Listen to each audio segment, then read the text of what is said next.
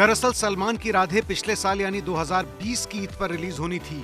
ये कमिटमेंट था सलमान का, लेकिन देश में लॉकडाउन लगा और वो कमिटमेंट पूरा नहीं हो पाया। फिर 2021 की शुरुआत में थिएटर खुले तो ऐलान हुआ कि राधे ईद पर ही आएगी और सिर्फ थिएटर में आएगी।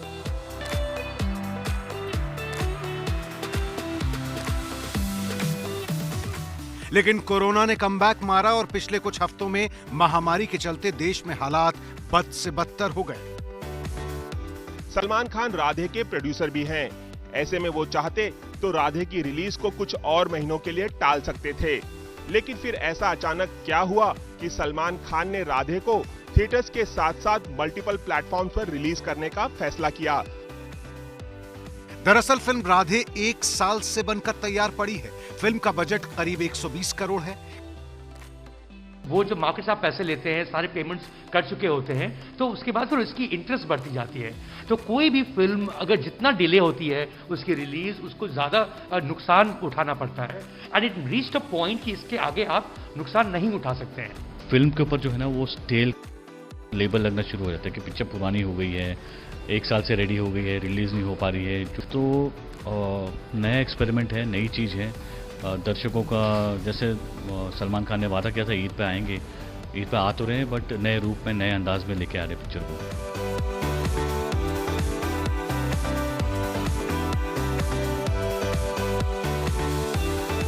जरा सोचिए, महामारी से जूझते शहरों में सलमान की इस फिल्म को बम्पर ओपनिंग या हाउसफुल मिलने के आसार कम ही हैं। इसीलिए फिल्म के निर्माताओं ने घाटे से बचने के लिए इसके राइट्स महंगे दामों पर ZEE5 को बेच दी। लेकिन इसमें भी पेच है। जब 13 मई को यह फिल्म थिएटर्स के साथ साथ OTT पर रिलीज होगी और अगर आपके पास ZEE5 का सब्सक्रिप्शन है, तब भी इस फिल्म को देखने के लिए आपको एक्स्ट्रा पैसे देने पड़ेंगे। ये पैसे टिकट के बराबर ही होंगे तकरीबन। राधे सिनेमाघरों के साथ साथ Zee-Plex, डिश, टाटा स्काई और एयरटेल डिजिटल टीवी जैसे DTH प्लेटफॉर्म पर भी उपलब्ध होगी, लेकिन पे पर व्यू सर्विस पर। यानी आप इसे घर बैठे देख जरूर सकेंगे, लेकिन इसके लिए अलग से पैसे देने होंगे। जितनी बार देखना चाहते हैं उतनी बार पैसे चुकाने होंगे। हालांकि अभी यह साफ नहीं है कि राधे को OTT पर देखने के लिए कितनी कीमत वसूली जाएगी, लेकिन ये रकम 150 रुपए से लेकर 300 रुपए तक हो सकती है। यानी भले ही थिएटर बंद है, लेकिन आपकी जेब से तो पैसे जाएंगे ही। हालांकि ईद के 2 हफ्ते बाद फिल्म राधे बिना एक्स्ट्रा पैसे दिए ZEE5 पर उपलब्ध हो जाएगी। अब सलमान के सुपरस्टारडम का भी ये इम्तिहान है कि लोग पैसे चुकाकर उनकी फिल्म देखते हैं या फिर इंतजार करते हैं 2 हफ्ते तक मुफ्त में फिल्म देखने का।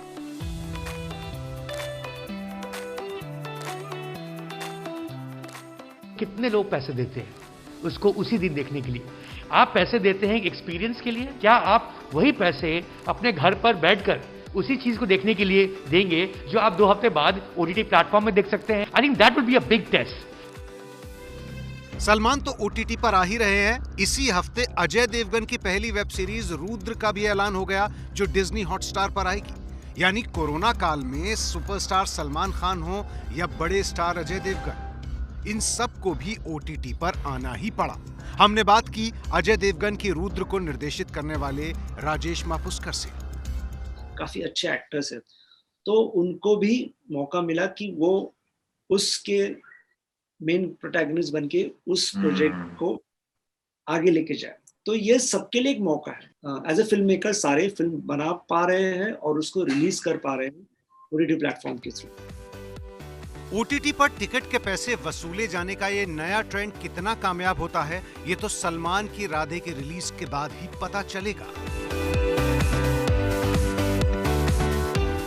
अब सलमान खान और अजय देवगन ने भी OTT का रुख कर लिया है, तो ऐसे में उम्मीद की जा रही है कि कई और बड़े सितारे भी OTT और मल्टीपल प्लेटफॉर्म्स की जमीन पर उतर आएंगे। ये गीत 1990 की फिल्म आशिकी का है और इस गीत को संगीत देने वाले नदीम श्रवण जोड़ी के संगीतकार श्रवण राठौर इसी हफ्ते इस दुनिया से विदा ले गए। श्रवण को कोरोना था और उनके फेफड़े बुरी तरह संक्रमित हो गए थे। अपने अंतिम समय में वो एक एक सांस के लिए लड़ रहे थे। ऑक्सीजन खत्म है, ले जाइए। इस समय सारा खेल सांसों का है, सांस जिसके लिए जरूरत पड़ती है ऑक्सीजन की। आपको याद होगा गीतकार शंकर महादेवन ने एक सांस में तकरीबन 6 मिनट लंबा गीत गाया था। नाम था ब्रेथलेस। लेकिन बिना सांस के गाने में भी एक वक्त के बाद अंत में ही सही गहरी सांस लेनी पड़ी थी। ये तंज इसलिए क्योंकि बदकिस्मती से बात अब सिर्फ गीतों तक नहीं रही। देश में हजारों लोग ब्रेथलेस हैं, सांसें अटकी हैं जिनकी। महामारी से जूझते वो लोग जिन्हें जरूरत पड़ने पर ऑक्सीजन तक नहीं मिल रही। डॉक्टर, अस्पतालों की कोशिश एक तरफ है, लेकिन इन लोगों के परिवार गुस्से में हैं। वो पूछ रहे हैं कि नौबत यहां तक कैसे पहुंची जो पहुंची।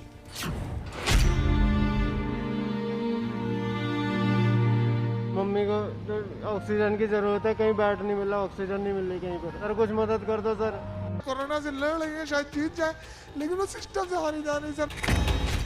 सारी कहानी सांसों की है और जिन्हें वोट देकर चुना कि वो अपनी जिम्मेदारी उठाएंगे।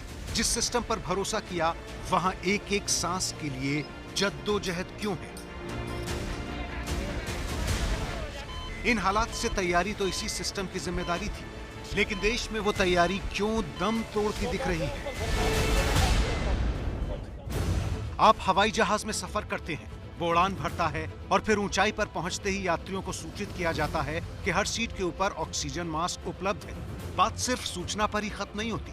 अगर विमान में ऑक्सीजन कम हो जाए और सांस लेने में दिक्कत आए तो ऑक्सीजन मास्क अपने आप लटक कर यात्रियों के मुंह तक आ जाते हैं ताकि सांस आ सके। ये होती है तैयारी।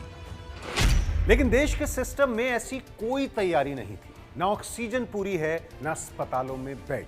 दुनिया भर के कई देशों में कोरोना की दूसरी और तीसरी लहर आ चुकी है, लेकिन हमारी त्रासदी ये है कि ना हमारे सिस्टम ने, ना सरकार ने ये सोचा कि हमारे देश में ऑक्सीजन की कमी भी हो सकती है। ऑक्सीजन की आपूर्ति पूरी करने की तो बात ही आप भूल जाइए।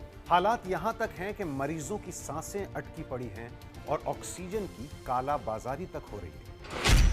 कोई कीमत नहीं है, कोई कीमत नहीं है। जो जिसका जैसा मन कर रहा है वैसा बेच रहा है वो अपना। 25,000, 30,000, 25,000, 30,000। आंखें नम हैं।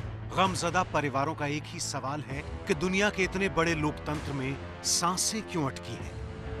मेरे फादर का 4 महीने पहले एक्सीडेंटल डेथ हुआ था। मेरी मदर आज की तारीख में, सर मैं अनाथ हो जाऊंगा। वहां पे बता रहे लिक्विड गैस नहीं है। लेकिन सवाल ये भी है कि क्या सिर्फ सरकार और सिस्टम पर गुस्सा उतारकर हम सब की जिम्मेदारी कम हो जाती है?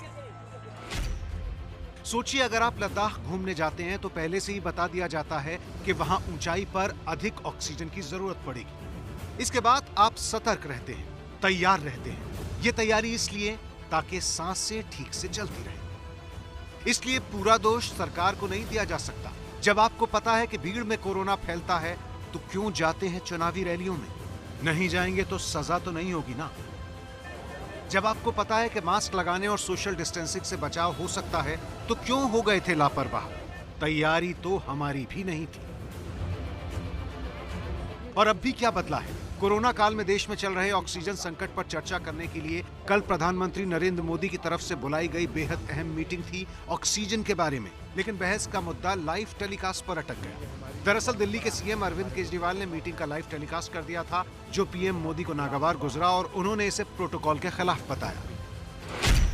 ये हमारी जो परंपरा है, हमारे जो प्रोटोकॉल है, उसके बहुत खिलाफ हो रहा है कि कोई मुख्यमंत्री ऐसी इन हाउस मीटिंग को लाइव टेलीकास्ट करे। अगर सर मेरी तरफ से केजरीवाल ने फौरन माफी मांगी, लेकिन सवालों पर टिके रहे। सवाल वही थे जो दिल्ली और देश के कई दूसरे हिस्सों में हजारों लोग पूछ रहे हैं कि हमें ऑक्सीजन क्यों नहीं मिल रही। सर मैं आज ये जानना चाहता हूँ कि अगर आज या कल या किसी भी टाइम हमारे दिल्ली के किसी अस्पताल में अगर 1 घंटे की, आधे घंटे की, 2 घंटे की ऑक्सीजन बच जाए और लोगों की मरने की नौबत आ जाए तो मैं फोन उठा के केंद्र सरकार में किससे बात करूं?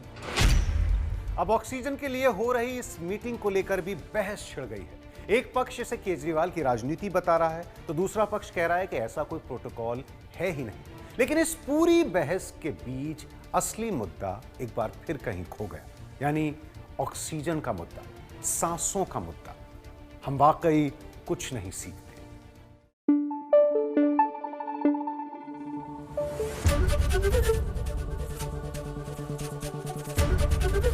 एबीपी न्यूज आपको रखे आगे।